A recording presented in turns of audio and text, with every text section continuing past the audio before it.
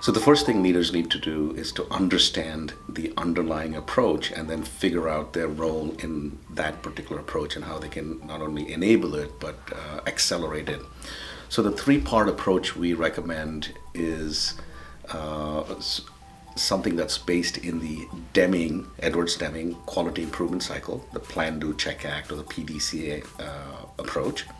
And our particular approach is three steps. We call it assess, align, and accelerate. For the first part, what we recommend is benchmarking. So when we say assessment, we say let's get some real life data. Let's talk about how good we are or how bad we are, and assess as to what is the status quo. The leader's role in that is to ensure that there's an accurate and unbiased assessment. So if someone in the organization wants to do the assessment, it may or may not be unbiased. So the leader may need to look outside of the organization to bring in somebody external to make sure one is that it's a qualified assessment, and the second is that it is an unbiased assessment. That's very critical, because if you get a biased assessment, you're just going to kind of slip back to where you are and backslide to business as usual. The second part of the scaling approach that we recommend is alignment. Now, this can mean a number of different things. When we start off with an assessment, you're going to look at if you're moving towards Agile, where you are and where you want to be, and then a transition plan to take you from where you are to where you want to be.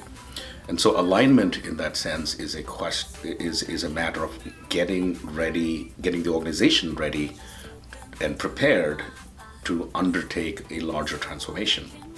And so therefore the alignment could be around tools, it could be around restructuring, rearranging of the facilities, it could be around tweaks to the organizational structure, it could be to fund certain underfunded areas of the organization, it could be to introduce program management where there's no program management. So it could be a number of different things that help take us from the waterfall structures of the past to a more adaptive, agile structures that we want to go into in the future.